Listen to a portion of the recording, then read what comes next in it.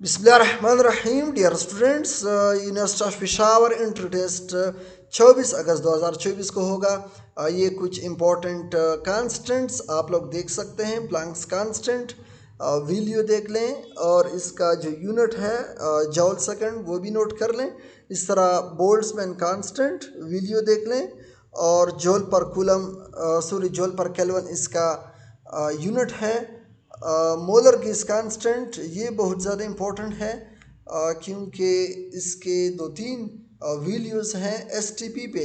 इसकी वैल्यू आप लोग देख लें 0.0821 यूनिट देख लें एटमॉस्फेयर डीएम क्यूब और डिवीज़न में मोल केल्विन है। ठीक है, इस तरह सिस्टम इंटरनेशनल में अगर आप आर की वैल्यू देख लें 8.31 यूनिट है न्यूटन मीटर पर मोल केल्विन।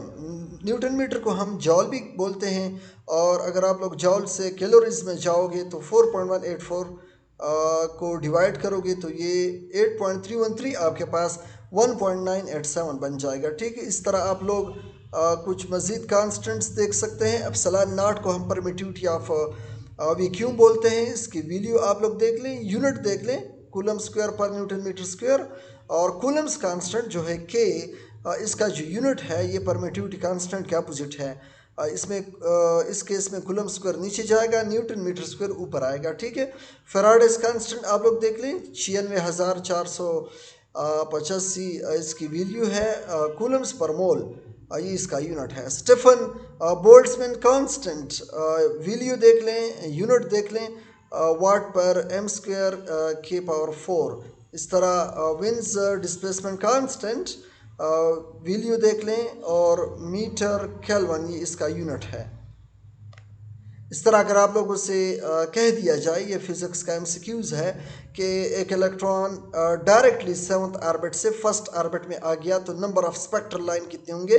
तो जब डायरेक्ट वाला केस आएगा तो नंबर ऑफ स्पेक्ट्रल लाइन 1 के बराबर आप लोगे। ठीक है, लेकिन अगर वो आप लोगों से इस तरह कहे कि एक इलेक्ट्रॉन है जो 7वीं ऑर्बिट से फर्स्ट ऑर्बिट में आता है तो नंबर ऑफ स्पेक्ट्रल लाइन कितने होंगे, तो आप लोगों ने हायर ऑर्बिट को छोड़ देना है। बाकी 6, 5, 4, 3, 2, 1 इनको आप लोगों ने आपस में ऐड करना है तो ये 21 बन जाएगा। इस तरह अगर वो आप लोगों से कहे कि एक इलेक्ट्रॉन 5वीं ऑर्बिट से फर्स्ट ऑर्बिट में जंप करता है तो नंबर ऑफ स्पेक्ट्रल लाइन कितनी होंगे, तो आप लोगों ने 5 पे छोड़ना है, 4, 3, 2, 1 इनको ऐड करना है। ठीक है, तो आप लोग के पास 10 नंबर ऑफ स्पेक्ट्रल लाइंस आ जाएंगे। और ये क्या गया इस बीच में। अच्छा, ये आप लोग देख लें, ये बहुत ज़्यादा इम्पोर्टेंट सीरीज़ है केमिस्ट्री फिज़िक्स दोनों में। ये आप लोगों को मिलेगा। ये आपके पास गैमा रेज हैं, ये एक्स रेज हैं, ये अल्ट्रावायलेट रेज हैं, ये विजिबल, इंफ्रारेड, माइक्रोवेव्स और रेडियो वेव्स। तो ये जो सीक्वेंस है इस सीक्वेंस को आप लोगों ने अच्छी तरह नोट करना है। ठीक है, ये सीक्वेंस जो है from left to right, wavelength जो है ये इंक्रीज़ हो रहा है। मतलब ये हुआ कि जो रेडियो वेव्स है इनका वेवलेंथ इस केस में सबसे ज़्यादा है, फ्रीक्वेंसी सबसे कम है, एनर्जी सबसे कम है। ठीक है, जब आप लेफ़्ट से राइट की तरफ जाओगे तो फ्रीक्वेंसी कम होगी, एनर्जी वो भी डिक्रीज़ होगी, जबकि वेवलेंथ बढ़ेगा। ठीक है, तो ये चीज़ आप लोग इस पेज में नोट कर लें।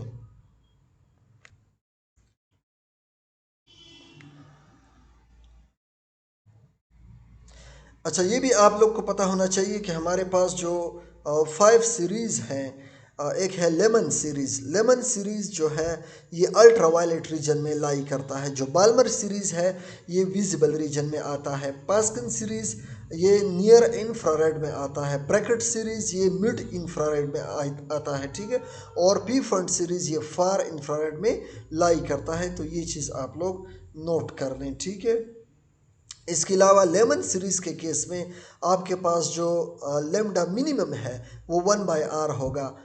बाल्मर सीरीज़ के केस में लेमडा मिनिमम आपके पास 4/r होगा।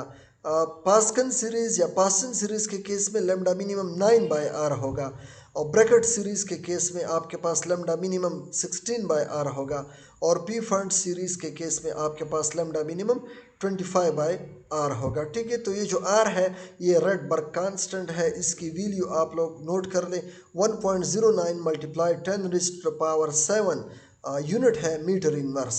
ठीक है, इसके अलावा और भी इम्पोर्टेंट पॉइंट्स इस टेस्ट के हवाले से मैं आप लोग को बताता चलूँ।